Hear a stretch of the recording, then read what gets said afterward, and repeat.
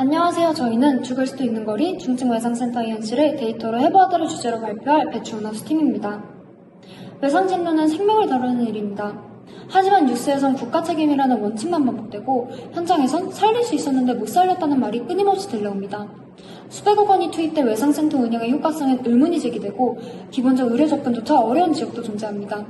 이처럼 서로 다른 현실을 마주하며 지금의 외상진료 체계가 실제 생존에 기여하고 있는지를 근본적으로 질문하게 되었습니다. 그래서 저희는 시간과 거리가 생존에 결정적인 영향을 주는지를 질병관리청, 통계청, 국립중앙의료원, 보건복지부 외상 데이터베이스 등에서 수집한 전국 외상 환자 약 2만 명의 실증 데이터를 바탕으로 확인했습니다. 우선 저희는 외상 환자 생존 격차의 원인을 수가와 예상 구조 중심으로 살펴보았습니다.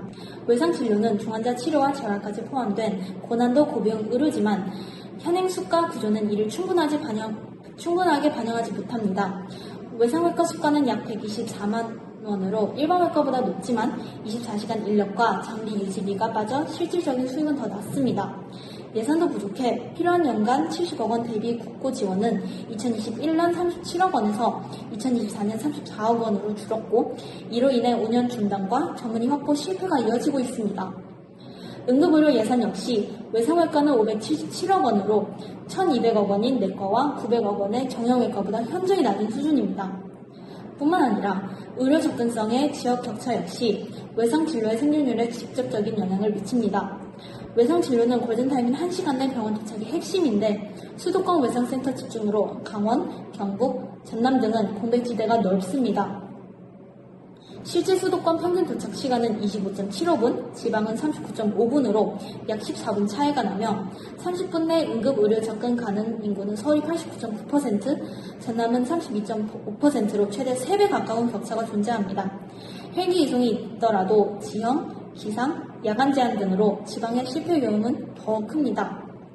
여기에 더해 병상과 인력 부족도 이송 실패의 주요 원인입니다. 병상이 충분하면 수용 여력이 생기고 이송 요청 수락률도 높아집니다. 그러나 외상외과 전문의는 2021년 199명에서 2023년 187명으로 감소했고 17개 외상센터 중 9곳은 전담 인원이 10명 미만, 일부는 5명 이하로 24시간 진료 유지조차 어려운 수준입니다.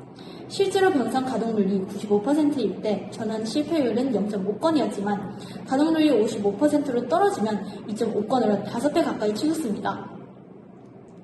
이제 분석 결과를 바탕으로 도착 시간 문제와 대응 방안을 말씀드리겠습니다. 첫 번째 박스플롯은 실제 도착 시간이 기존보다 평균 20분 이상 늦고 편차도 크다는 점을 보여주는데 이는 일부 사례가 예외적인 것이 아니라 이송체계 전반의 지연임을 의미합니다.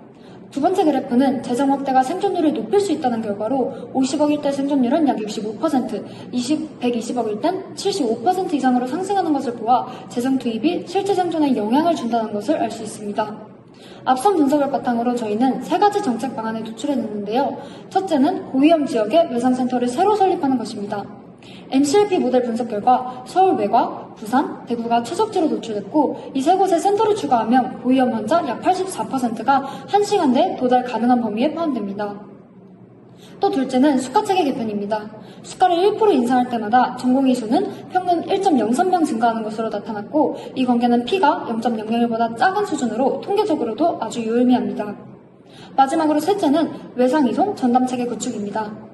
특화 구급차 도입 시 평균 이송 시간은 기존 33분에서 19.8분으로 13분 이상 단축되었고 표준 편차도 8.5분에서 5.3분으로 줄어들었습니다.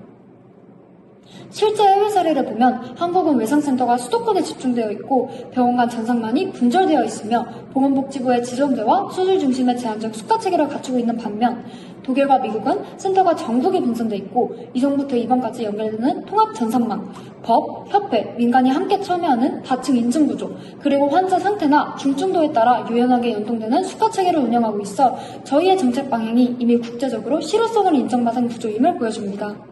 이러한 해외 사례를 참고해 저희는 제안한 정책 간의 관계를 상관관계 분석으로 확인했습니다. 히트맵 결과 특화 구급차는 이송 시간 단축과 편차 감소에 수가 인상은 전공의 유입에 각각 상관계수 0.99로 매우 강한 양의 상관관계를 보였습니다.